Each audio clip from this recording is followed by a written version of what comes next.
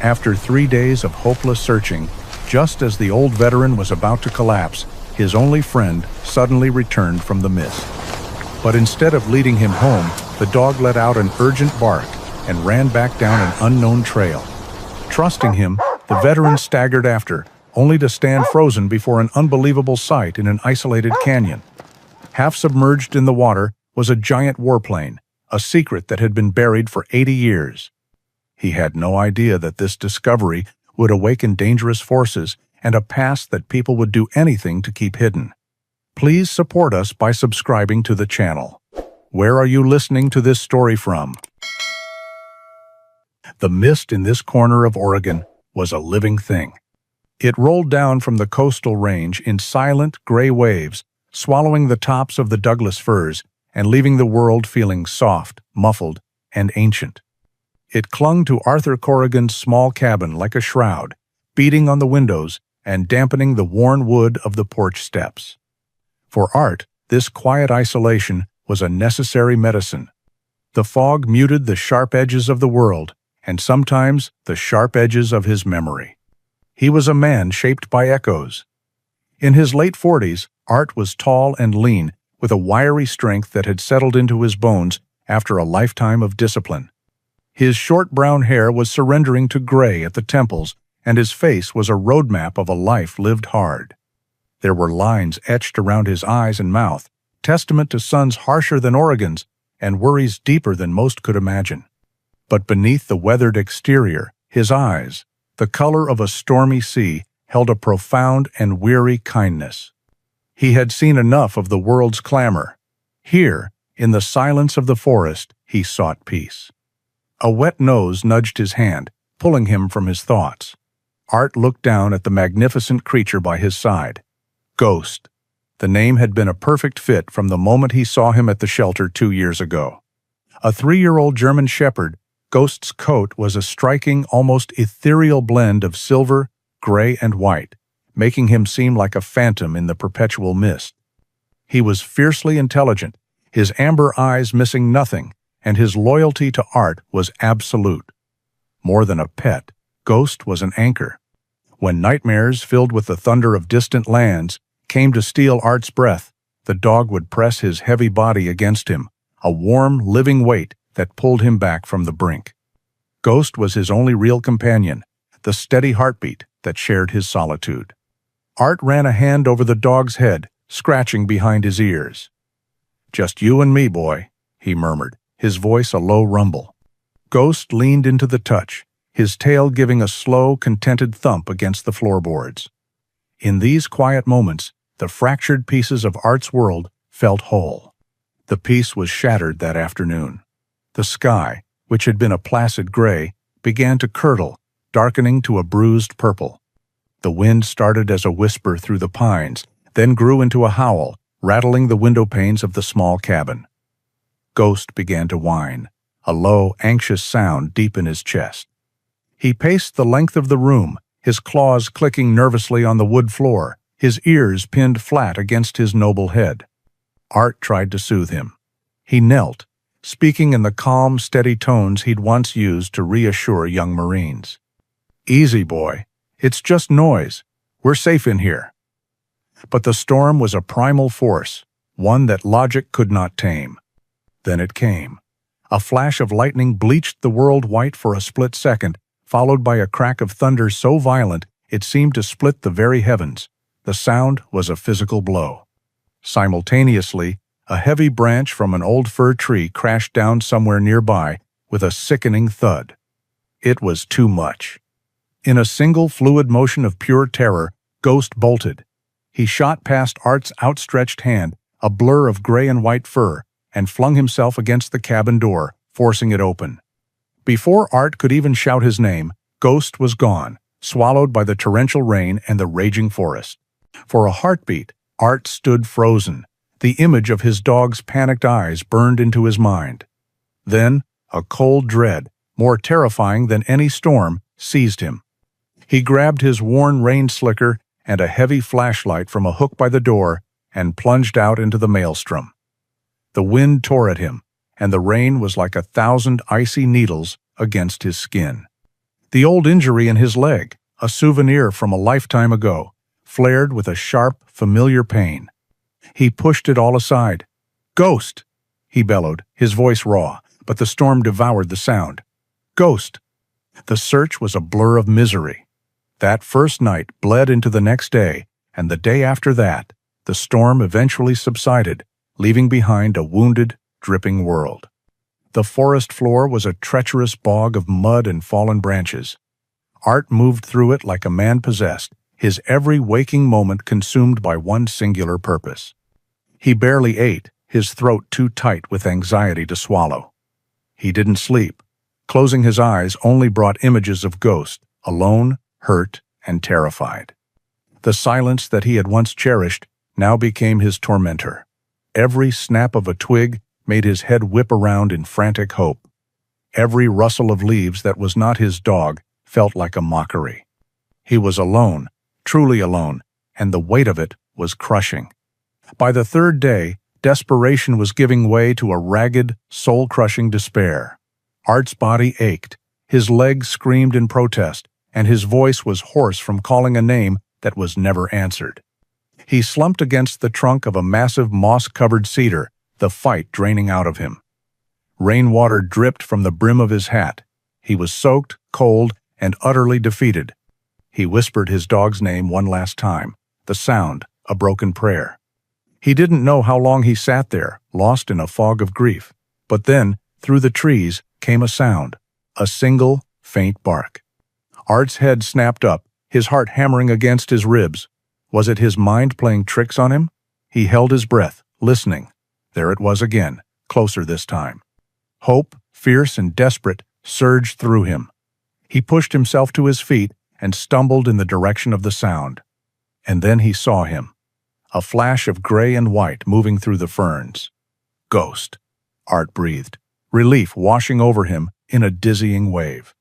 The dog trotted into the small clearing, his coat matted with dirt and leaves, but he was alive. He was whole.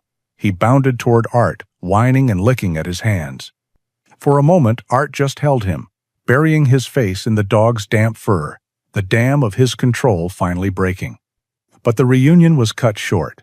When Art straightened up, expecting Ghost to lead the way back toward the familiar trail home, the dog did something strange. He took a few steps away from Art, stopped, and looked back, his head cocked. He let out a low, insistent bark, not of playfulness, but of urgency. He then turned and trotted purposefully away, not towards home, but deeper into a dense, unfamiliar part of the forest. He glanced back again, his intelligent eyes seeming to plead, "Follow me." Art hesitated for only a second. Every instinct screamed at him to go home, to get warm, to be safe. But the bond between them was a language beyond words. He trusted this dog with his life. Without another thought, he followed, his exhaustion forgotten, his heart pounding with a new and inexplicable feeling. A mix of confusion and profound curiosity. Ghost was leading him somewhere. Trust was a currency. Art Corrigan did not spend lightly, but he gave it to Ghost without reservation. He followed the German shepherd through the tangled undergrowth, pushing aside thick, wet ferns and scrambling over moss-slicked logs. The dog moved with a quiet certainty, never hesitating, as if following a scent only he could perceive, a thread pulling him through the wild tapestry of the forest. The trail they took was no trail at all, just a path of Ghost's own making. They soon came to what seemed like a dead end, a steep, rocky drop-off, its face a curtain of hanging vines and gnarled roots. It looked impassable, but Ghost didn't stop. He nudged his way through a thicket of salal bushes to reveal a narrow fissure in the rock, a game trail worn smooth by deer and elk over countless seasons. It was a path downward, into the unknown. With a deep breath, Art followed. As he descended, the dense canopy of the forest began to open up, and the air grew still and heavy.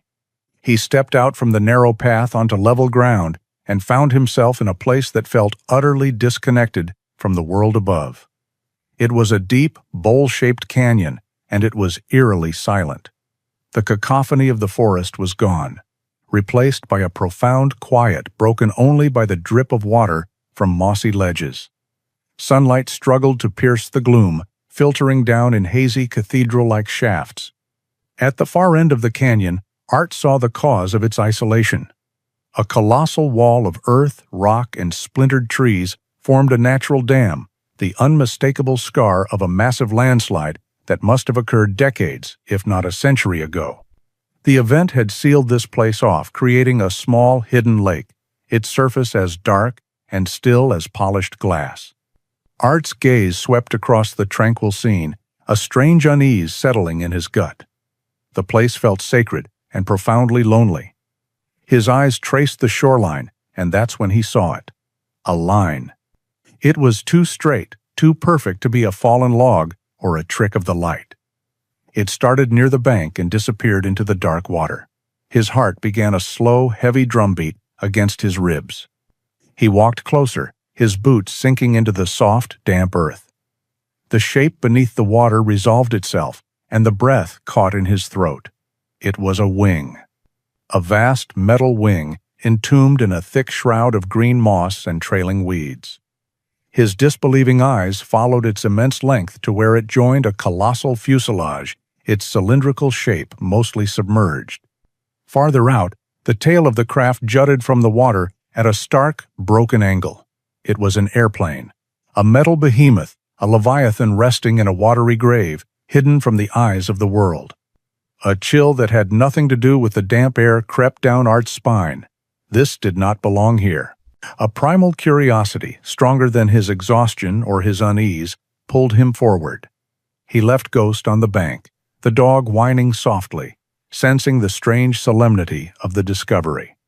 Art waded into the shockingly cold water, his gaze fixed on the wreck. He found a rear cargo door, twisted on its hinges and hanging open just above the waterline. With a grunt, he hauled himself up and over the edge, landing with a splash on the flooded metal floor inside. The air was thick and stagnant, a heavy mix of rust, mildew, and wet earth. It was the smell of a place long sealed, a tomb where time had ceased to matter. His flashlight beam cut a nervous path through the gloom, illuminating a cavernous space. He could make out the corroded frames of what might have been benches lining the walls. Wires, their casings rotted away, dangled from the ceiling like dead black vines. It was a military transport plane, that much was certain, but it was a model he had never seen before. It felt larger, more robust than the C-47 Second he was familiar with. It was a prototype, he guessed, a ghost of a failed project. Unable to bear being separated from Art, Ghost leaped from the bank, splashing into the shallow water and easily hopping into the fuselage. While Art's survey was one of stunned observation, Ghost's was one of purpose. His nose was to the floor immediately, sniffing intently, his tail low and rigid. He ignored the main cargo hold and trotted purposefully toward the rear of the plane, to a small section that must have been the crew's rest quarters. Here, a heavy support beam had buckled, crushing a set of metal bunk beds. Ghost stopped. He began to whine, a low, insistent sound, and pawed at the wreckage, scratching at a specific spot under the twisted metal. He looked back at Art, his amber eyes filled with an unmistakable urgency. He had found something. Art directed his flashlight beam where the dog was digging. He saw the dark green corner of a standard-issue military footlocker, pinned fast beneath the collapsed bunk. Prying a length of sharp, broken metal from the wall to use as a lever, Art wedged it into the debris. "Good boy, Ghost," he grunted, putting his back into it. "Let's see what you've found." With a final straining heave and a groan of protesting metal, the debris shifted just enough for him to drag the chest free.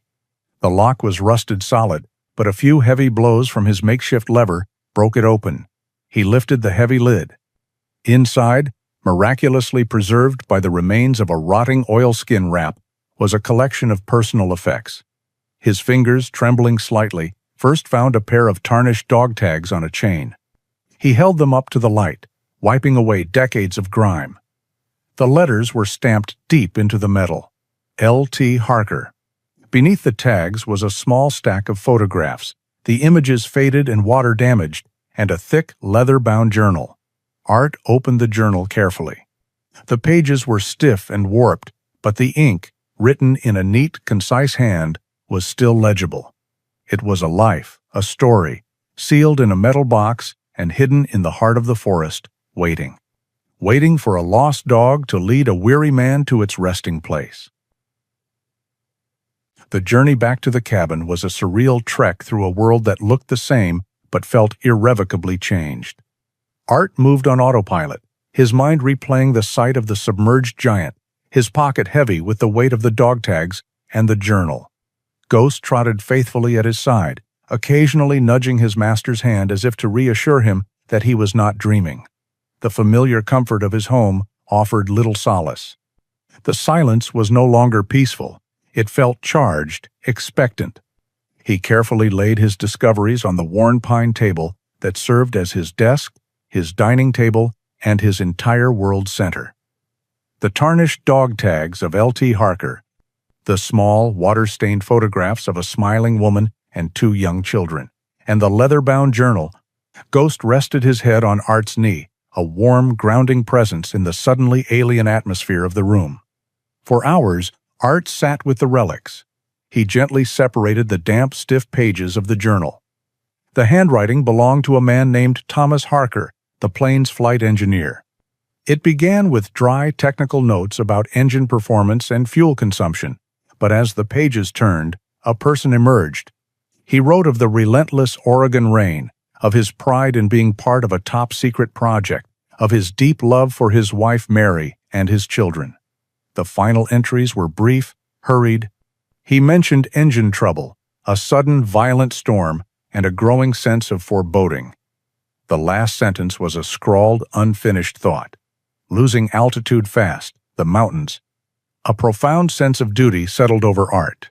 This man, and the rest of his crew, deserved more than to be forgotten in a watery tomb. They deserved to have their story told. He fired up his old laptop, the fan whirring to life with a tired groan. The satellite internet connection was slow and unreliable, but it was his only link to the outside world. His search began. He typed the name Thomas Harker, USAAF, into the search bar. The results were a sea of common names, a digital haystack with no needle in sight. He searched for the squadron number mentioned in the journal, but the records were either sealed or non-existent. His focus shifted to the plane itself. He had made a rough sketch of the unique star and wing insignia he'd seen on the fuselage. It was not the standard Army Air Force's marking. He searched for every combination of words he could imagine.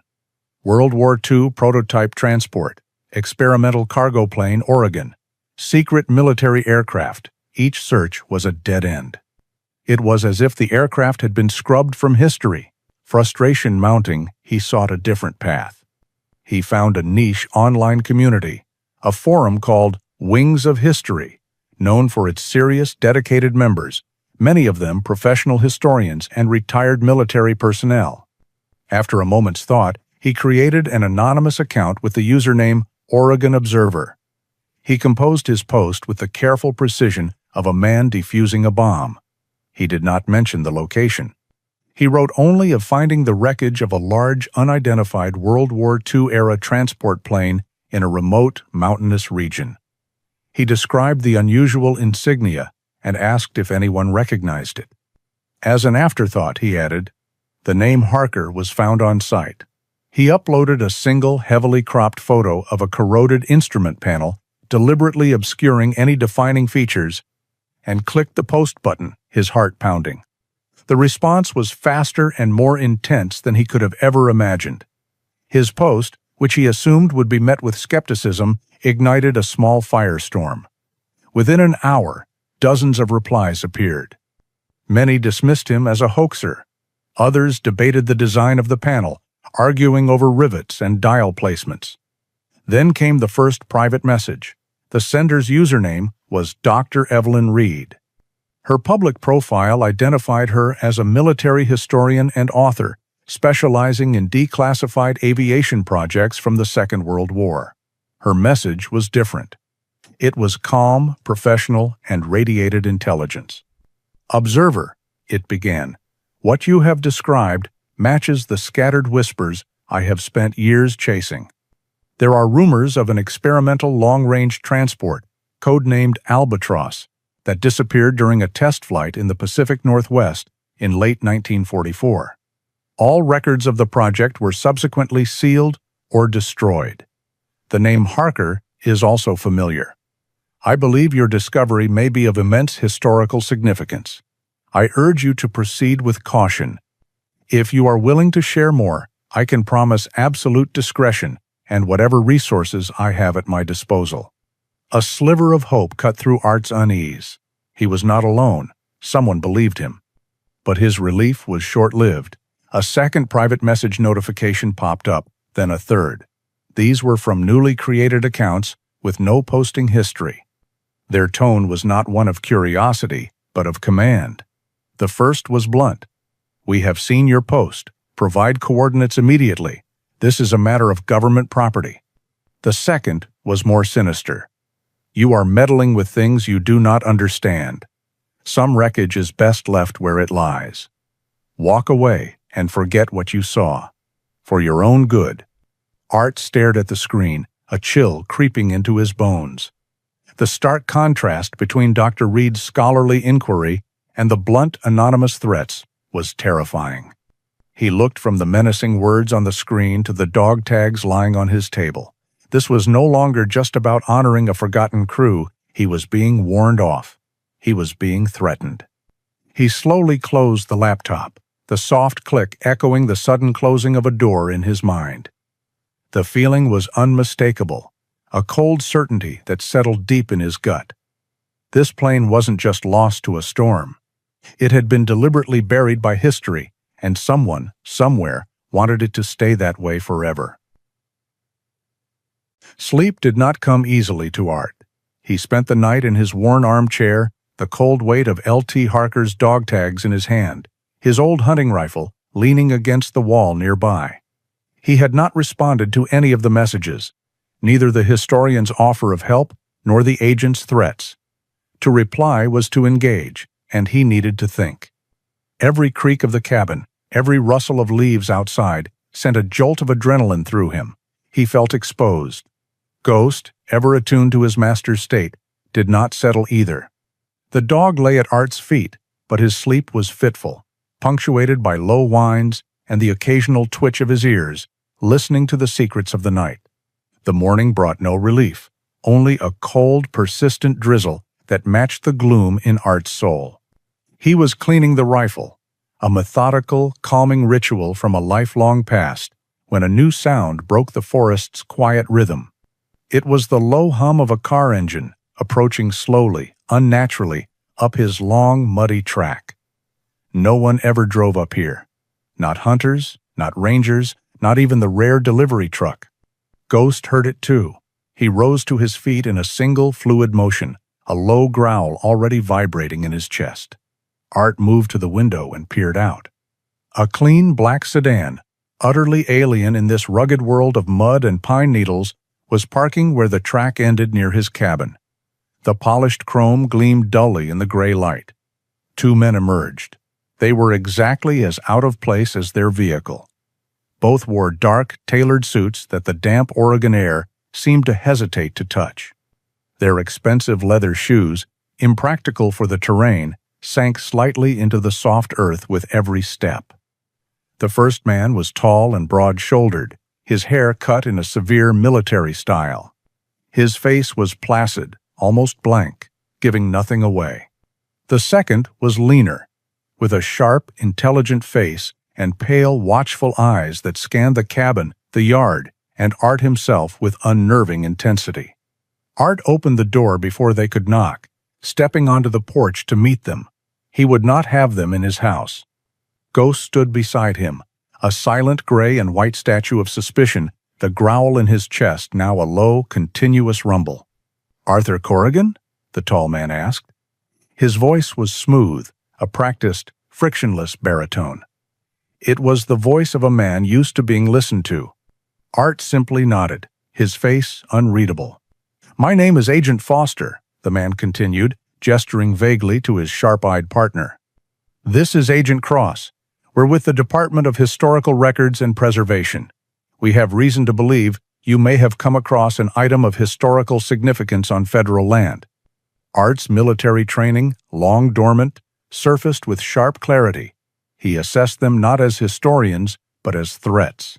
The way they stood, subtly flanking him.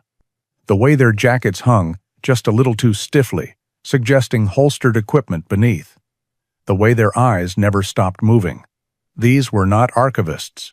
"I'm not sure what you're talking about," Art said, his voice flat. Agent Cross, the sharp-eyed one, stepped forward and flipped open a leather wallet containing an ID card. "Perhaps this will clarify things," he said. Art glanced at the card. It looked official enough at first blush, with a crest and a photograph. But his trained eye caught the flaws. The text was not quite centered, and the lamination lacked the embedded holographic seal of authentic government identification. It was a good fake, designed to intimidate civilians, not to pass close inspection from someone who knew what to look for. His suspicion, already strong, now solidified into certainty, and he was not the only one. As the men spoke, Ghost's low growl intensified. He took a half-step forward, placing his body squarely in front of Art's legs. His hackles were raised in a distinct ridge along his powerful back, and his lip curled just enough to reveal the white gleam of a canine tooth. The dog's message was unequivocal. He had judged these men, and he found them to be dangerous. His unwavering hostility was the final, visceral confirmation Art needed. "Your dog seems agitated," Agent Foster noted, his smooth voice unchanged, but a flicker of annoyance crossed his eyes. "He doesn't like strangers," Art replied simply.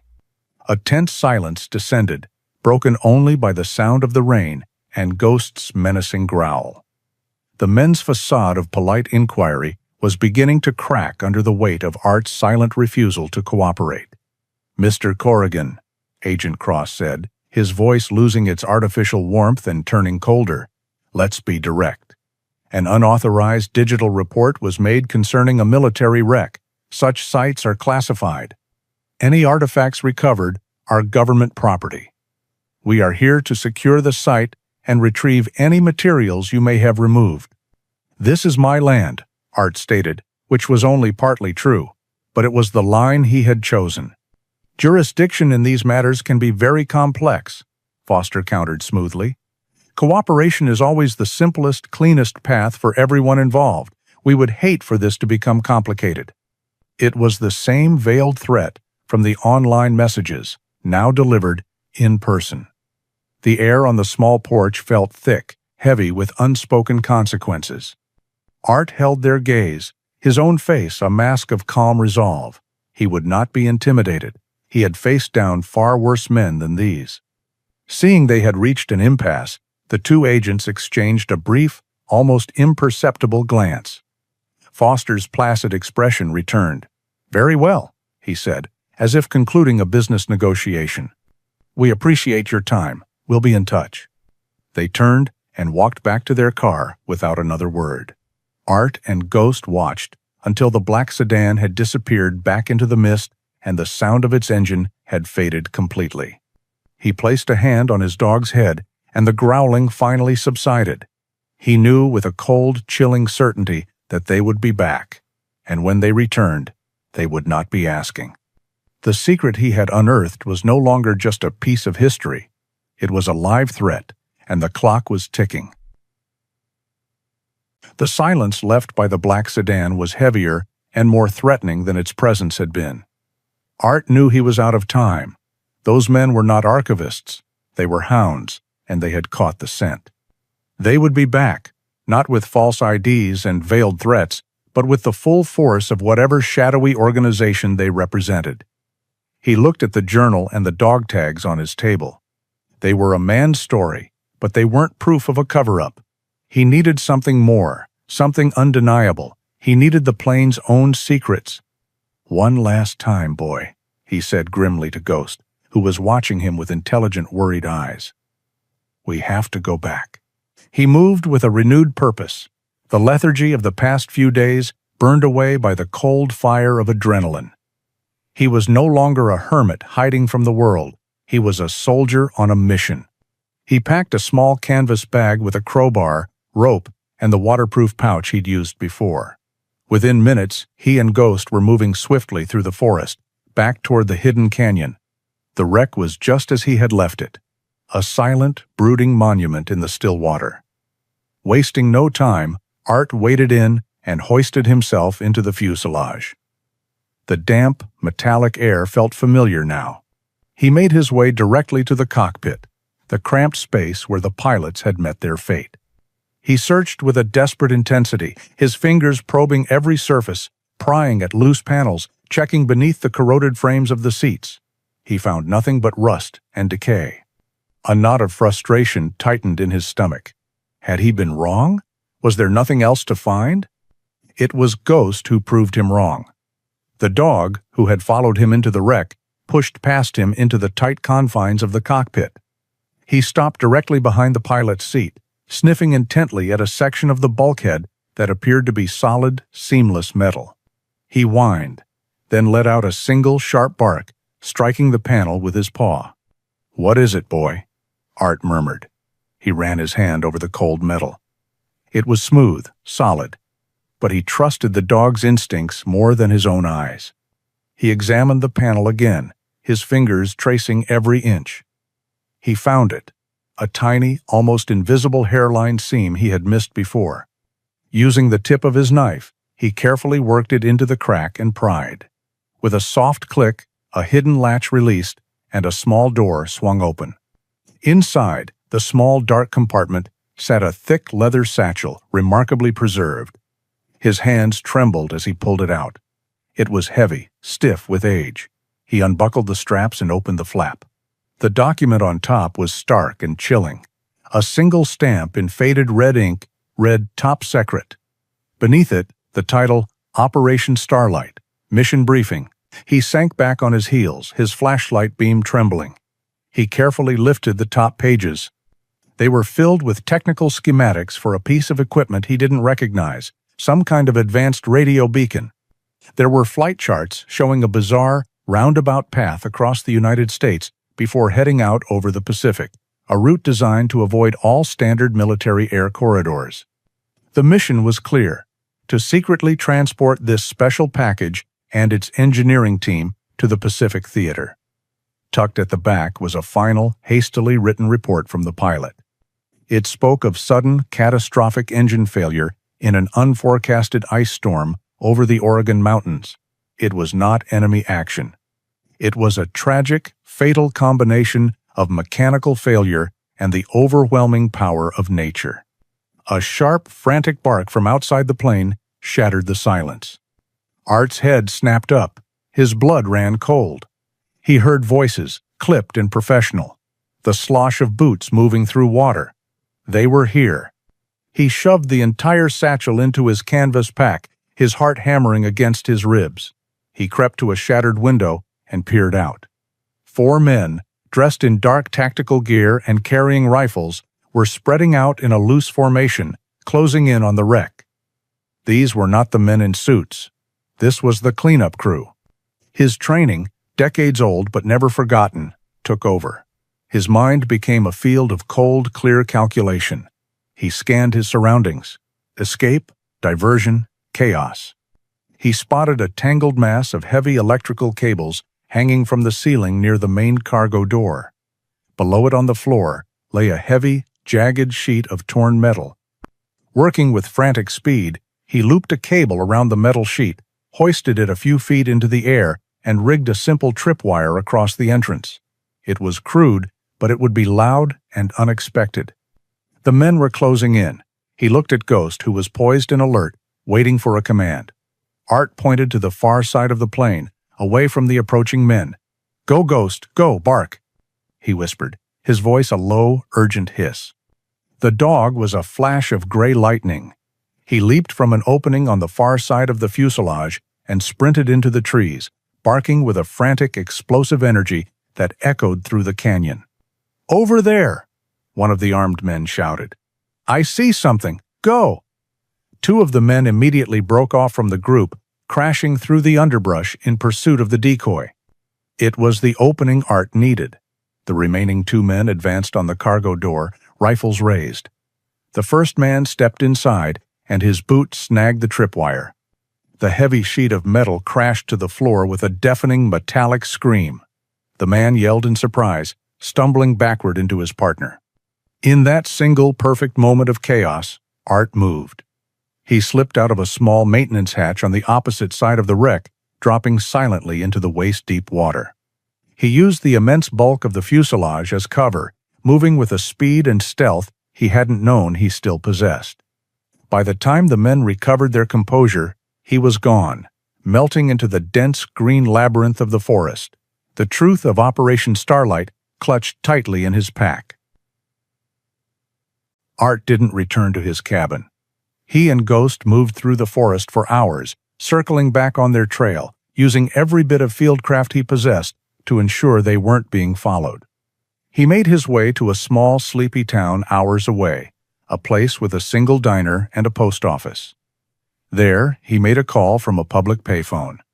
The next morning, he sat in a booth at the back of the diner, the precious leather satchel on the seat beside him, when a woman walked in. She was in her late 50s, with sharp, intelligent eyes that missed nothing, framed by simple wire-rimmed glasses. Her graying hair was pulled back in a practical, no-nonsense ponytail.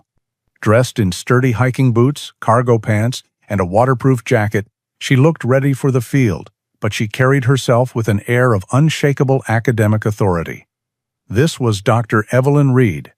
She spotted him immediately and slid into the booth opposite him.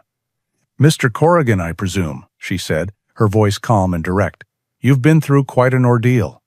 Art said nothing, simply pushing the leather satchel across the table.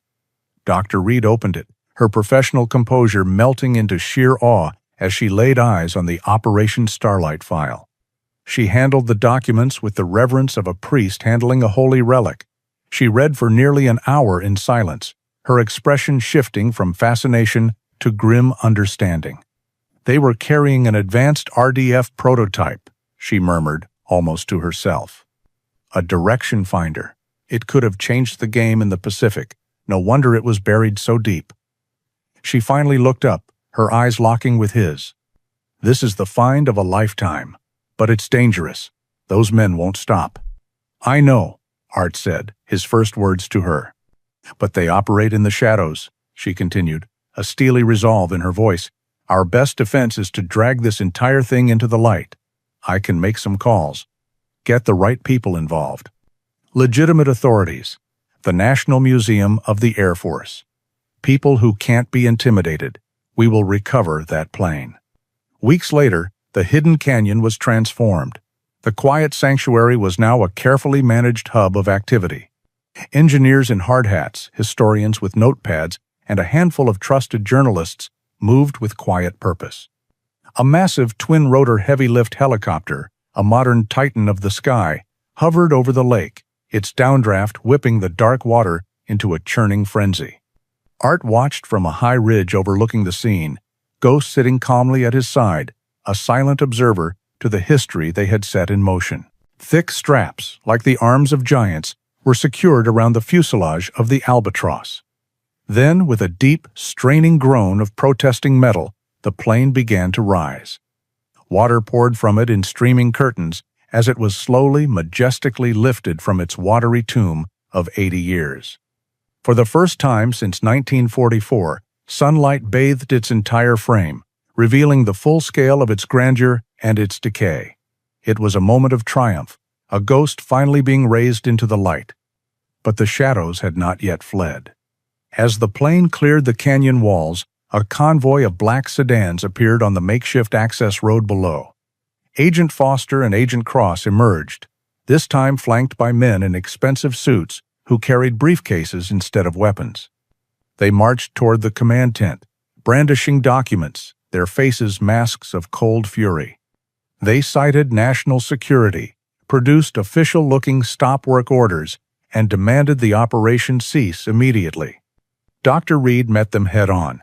She was no longer just a historian, she was a lioness defending her discovery. Backed by her own legal counsel and a liaison from the Air Force Museum, she calmly dismantled their arguments.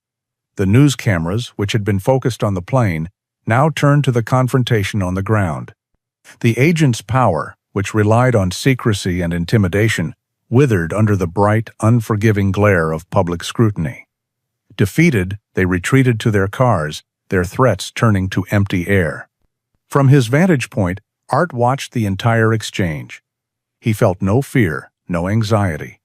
The soldier in him recognized a battle won. He wasn't just a man hiding from his past anymore. He was standing watch, a guardian ensuring that the legacy of Harker and his crew would not be stolen away again. In protecting their story, he was reclaiming a piece of his own honor. Months passed. The story of the lost Albatross and the heroic efforts of its crew became a tale of national fascination. The families of the airmen, now old themselves or long since passed, finally received the truth, their letters of gratitude bringing a quiet, unexpected warmth to Art's solitary life. The plane was painstakingly restored and given a place of honor in a museum, its story of sacrifice now immortalized for future generations. The world moved on, but for Art, the world had settled. One evening he sat on his porch, watching the sun dip below the Oregon peaks, painting the sky in hues of orange and deep purple. Ghost rested his heavy head on Art's knee, his breathing slow and steady. The cabin was quiet, but it was a different kind of quiet now. It was not the hollow silence of loneliness, but the full, rich silence of peace. The nightmares had not visited him in a long time. The echoes of old wars that had haunted his sleep for years had faded, replaced by the gentle whispers of a duty fulfilled. He had found his own peace by fighting one last battle for men he had never met. He scratched Ghost behind the ears, his gaze fixed on the horizon. "We did good, boy," he murmured into the twilight. And for the first time in a very long time, Art Corrigan felt like he was finally home. History is full of forgotten stories, and sometimes it takes the unwavering loyalty of a faithful friend to guide us not just to them, but through our own darkness. The bond between Art and Ghost did more than uncover a lost piece of the past. It healed a wounded soul and brought peace to heroes who were long since gone. If their journey touched your heart, you can help us ensure more tales like this are brought into the light by subscribing to our channel. We believe every story of loyalty deserves to be heard, so please consider sharing this video with a friend. Your support makes all the difference. The next incredible story is ready for you now. Just click on the video appearing on your screen.